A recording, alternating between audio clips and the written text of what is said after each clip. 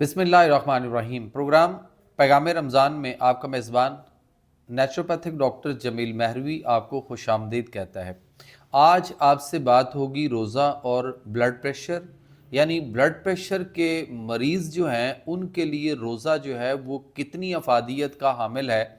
और रोज़ा रखने से हमारा ब्लड प्रेशर जो है वो न सिर्फ मेंटेन होता है बल्कि हमारा ब्लड प्रेशर जो है वो अपनी नॉर्मल पोजीशन की तरफ आना शुरू हो जाता है। और ये जो हम लगातार दवाइयाँ खाते हैं ब्लड प्रेशर को कंट्रोल करने की, इन दवाइयों से जो हमारे गुर्दों पे इफेक्ट होता है और आगे चल के गुर्दे हमारे जो फेल हो जाते हैं और फिर ब्लड यूरिया क्रेटिनाइन और उसके बाद यूरिया नाइट्रोजन और कई सारे मसाइल, फिर आगे जाके गुर्दे सिकुड़ते हैं, फिर डायलिसिस की नौबत तक हम पहुंचते हैं, या इसी ब्लड प्रेशर की दवाइयों की वजह से हमारे जो है ना वो ब्रेन हैमरेज हो जाता है, फालिज के अटैक आ जाते हैं। तो इन दवाइयों से भी हमारी जान छूट सकती है। अल्लाह ताला का निज़ाम सेहत है, उसकी तरफ अगर हम आएँ तो हम सेहत व तंदुरुस्ती की राह पर मुस्तकिल तौर पर गामज़न हो सकते हैं और हमारी दवाइयों से जान छूट सकती है। रोज़ा जो है उसके बारे में अल्लाह के नबी सल्लल्लाहु अलैहि वसल्लम ने फरमाया कि रोज़ा रखो सेहत याब हो जाओगे। ये बड़ी वाज़ेह और मुस्तनद हदीस है। अब यहाँ ये उन मरीज़ों के लिए पैगाम रसूल सल्लल्लाहु अलैहि वसल्लम है कि रोज़ा रखो सेहत याब हो जाओगे, यानी जो लोग बीमार हैं, जो तकलीफ़ में हैं, जिनके मसाइल हैं, वो तंदुरुस्ती चाहते हैं, सेहत चाहते हैं, तो रोज़ा रखना शुरू कर दें। अल्लाह के नबी सल्लल्लाहु अलैहि वसल्लम ने फरमाया कि अगर मैं रमज़ान की रोज़े की और रोज़ा की हालत की अगर मैं अपनी उम्मत को अगर पूरी तफसील के साथ इसकी वजाहत दे दूं तो मुझे डर है कि मेरी उम्मत जो है वो आगे से शायद ये कहती या ये समझती या वो ये मेरे से गुजारिश करती कि हम पूरा साल काश हमारे ऊपर जो है ना वो माह रमज़ान रहता। सो हमें रमज़ान के रोज़े जो हैं वो रखने चाहिए। और ये जो हम दवाइयों को, बेशक मुझे पता है आप लोग कहते हैं कि जी हमने तो दवाई 3 टाइम खानी होती है, तो बात यह है कि आप दिन को दवाई खाते हैं ना, सुबह दोपहर शाम, तो आप वही रात के टाइम में दवाई कर लें, यानी शाम को पहली खुराक शाम को अफ्तारी में कर लें, दूसरी रात को तरावी के बाद 10 साढ़े 10 बजे, और तीसरी खुराक दवाई की सुबह सहरी में। तो आपकी 3 टाइम रात को दवाई भी हो गई और उसके बाद दिन को आप बड़ा आसानी से रोज़ा भी रख सकते हैं। चूँकि आप अगर रोज़ा नहीं रख रहे तो आप दिन को देख लीजिए, आप दवाई खाते हैं, खाने वाने भी खाते हैं, और रात को आप जो है वो 12 घंटे जो है वो वही तो आप गुजारते हैं। तो सो वो रात को दवाई ले जाएं, दिन को रोज़ा रखें। अब हम बात कर रहे हैं, चूँकि आज हमारा टॉपिक है ब्लड प्रेशर का। ब्लड प्रेशर जो है ये हमारे बहुत सारे गैसेस, तेज़ाबियत, हमारी जो मैदे के मसाइल हैं उसकी वजह से, एक्सेसिव बबल गैसेस की वजह से, यानी मैदे की खराबियों की वजह से बहुत सारे लोगों को,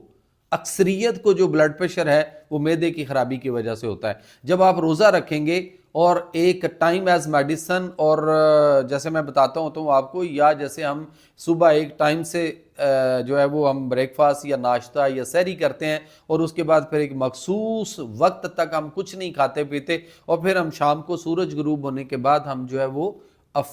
है वो अफ्तारी करते हैं। सो ये चीज़ें हमारे फिर सिस्टम को मेंटेन करती हैं। सिस्टम ठीक होगा तो हमारे जो मसाइल मैदे के हैं वो नहीं होंगे, जब वो नहीं होंगे तो ऑटोमेटिकली जो ब्लड प्रेशर पे इफेक्ट होता है हमारा वो नहीं होगा। इसी तरह से बहुत सारे लोग ये समझते हैं कि हमारे आर्टरीज या वेंस के अंदर जो है वो कोलेस्ट्रोल या कैल्शियम की सलाबत या चर्बी वगैरह रुक गई है, या वो उसकी वजह से हमारे जो वेंस हैं उनके अंदर तंगी हो रही है और उसकी वजह से प्रेशर ज़्यादा करना पड़ रहा होता है ब्लड को, और इस तरह से। तो वो भी मसाइल हमारे जो है ना वो इसी रोज़े की वजह से ठीक होते हैं। जो कि रोज़ा जो है, जब हम रोज़ा की हालत में होते हैं और जब हमारा सही मायनों में खुराक हजम होकर जब आगे चली जाती है, पीछे तमाम एरिया हमारा रेस्ट पे आ जाता है, और फिर जब हमें भूख लगती है, रोज़ा की हालत में भूख लगना बहुत फ़ायदेमंद बात है। जिसको आप लोग समझते हैं ना, ओहो मुझे तो जी खो पड़ रही है, ओहो मुझे तो रोज़ा लग रहा है। ओ भाई वो रोज़ा लगने दो, वो रोज़ा लगना यानी आपको तलब हो रही है। तो जब वो आपको तलब, क्रेविंग आपकी बहुत ज़्यादा होगी,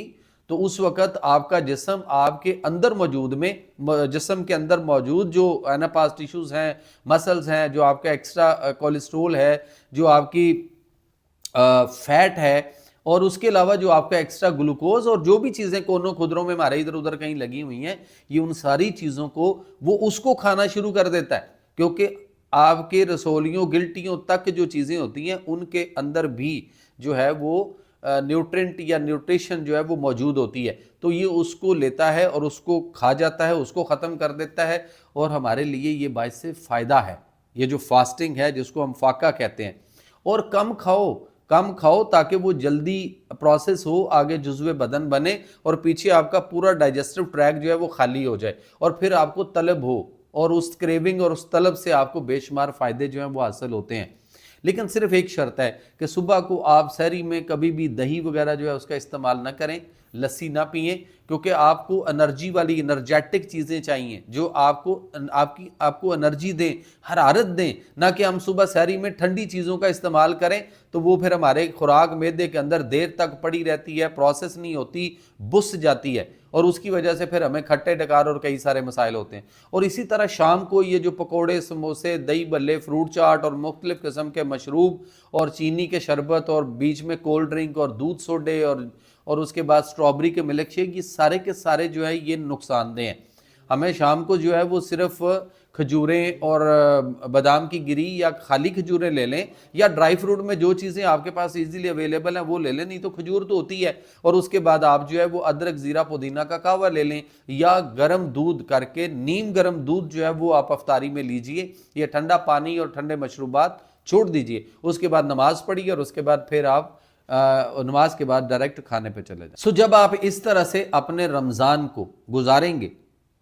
تو انشاءاللہ تعالی آپ کے بے شمار مسائل، آپ کی بہت ساری بیماریاں سپیڈلی، تیزی سے آپ کی جو ہے وہ کم ہوں گی، اور آپ کی دوائیاں جو آپ روزانہ کھا رہے ہوتے ہیں ان کا لوڈ برڈن بھی آپ کی باڈی پہ کم ہو جائے گا، اور آپ سے تو تندرستی کی طرف واپس آنا شروع ہو جائیں گے۔ بہرحال آپ کو کوئی بھی بیماری ہے تو آپ نیچروپیتھک طریقہ علاج، یعنی جو اللہ کا نظام صحت ہے، اللہ نے اپنا ایک نظام، اللہ تعالیٰ نے اپنا ایک علاج، اللہ تعالیٰ نے اپنا ایک سائنس، اللہ تعالیٰ نے اپنی ایک طب قرآنی اور طب نبوی ہمیں دی ہوئی ہے، لیکن ہم مسلمان اس سے غافل ہوئے پڑے ہیں، اس سے بھٹک گئے ہوئے ہیں، اور ہم جا کر بڑے بڑے اسپتالوں میں اور بڑے بڑے ڈاکٹروں کے پاس، اسپیشلسٹوں کے پاس جا کر اپنا ٹائم، اپنا پیسہ، اور اس کے علاوہ ہم اپنی زندگیاں داؤ پہ لگائے بیٹھے ہیں، اور حاصل پھر ہمیں کچھ نہیں ہو رہا۔ اس لیے اللہ تعالیٰ کے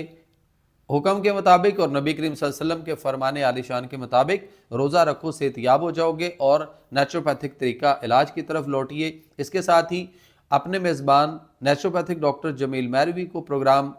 پیغام رمضان میں اجازت دیجیے، کل انشاءاللہ پھر ملاقات ہوگی۔ اللہ حامی و ناصر۔